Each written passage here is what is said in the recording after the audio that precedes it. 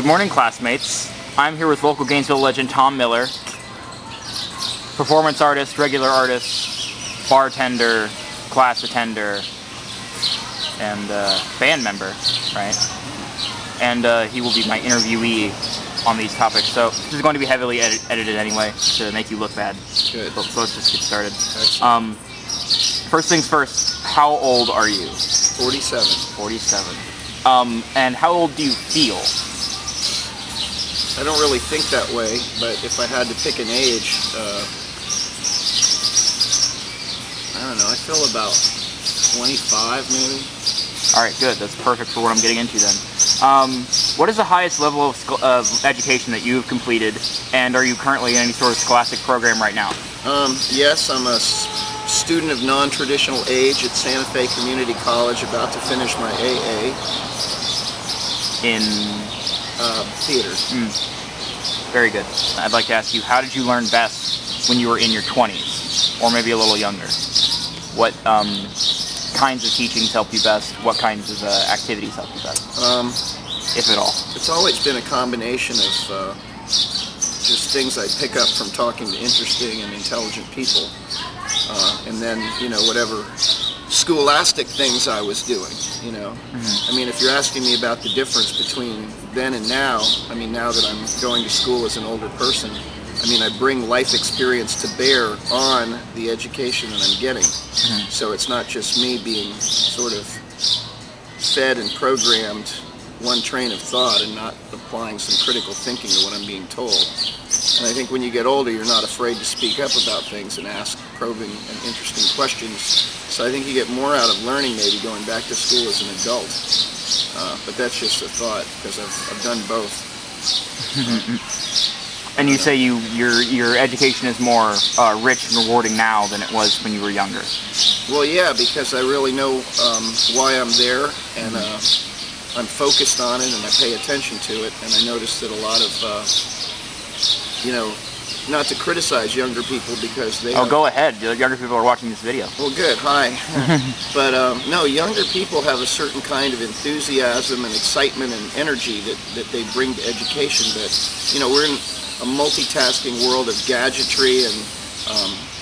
digital cameras. Yeah, people just don't seem to have the ability to really sit down and absorb something in great depth and detail and with focus. I find a lot of people miss a lot of class, text during class, don't have the very basic protocols of just simply respecting your professor for the 1 hour that people are in class, and it's a little depressing. I will say that this is being filmed on March 13th on a Tuesday, and I will be in class, Doctor. Great. So are there any subjects, academically or work-related, that you found easier to pick up when you were younger, and then same question when you were older? The things that I like are usually, and the things that I feel better about as an older student, are things that require some depth of thought. Really interested in ethics, really interested in interpersonal communications, theater as a form of storytelling, and then exploring different ways of appreciating math philosophically and as an art form instead of just as a number crunching exercise.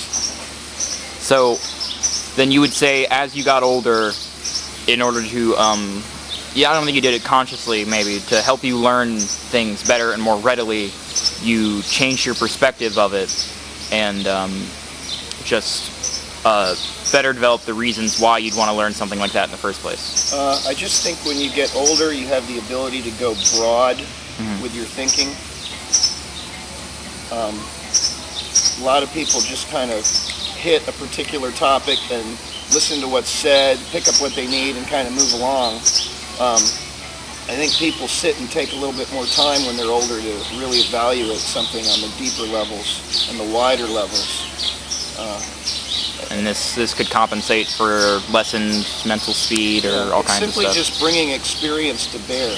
And then the downside of that, and the thing that I actually admire about people who are younger, is that older people can kind of get the sense that, well, I've been around the block and now I know everything, and they can actually close their minds off to receiving new information, or receiving information the way they used to before they got broad.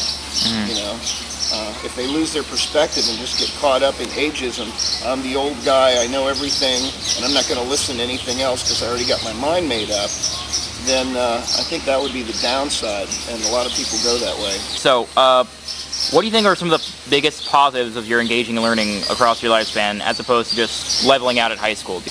You know, when I got out of school, I dabbled in college at a young age, 18, 19, and I just hated it. Wasn't interested in it, and I wanted to play. And so I spent the next 20 years or so playing, and then I finally got back to school, and then school was new and interesting for me, I guess because I was experienced on my own in things, and so college is very easy and very interesting to me now. On the dean's list. I feel like, yeah, I'm on the dean's list. I have a 3.9 GPA. I'm in the smart people fraternity, but I mean the thing is, wow, God. Bird attack. The thing is, from my perspective now, going to school, I'm almost amazed that anybody can fail.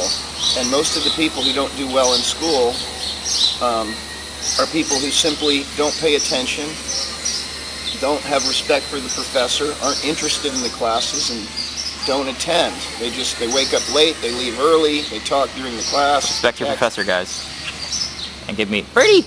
Okay. Birds are trying to eat my. They're trying to eat your food. I almost swear it on the video. Yeah. But you know what I mean? It's like I just show up every day, and I'm genuinely interested in what's happening, and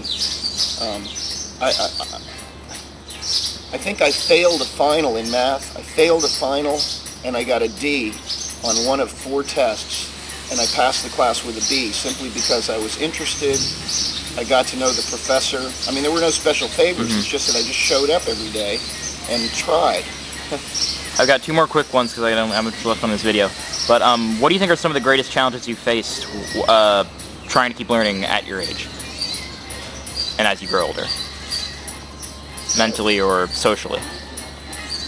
I don't have any challenges. I mean, I'm not sure. Well, I mean, you haven't experienced any sort of prejudice while going to school at your non-traditional age, as it were? No.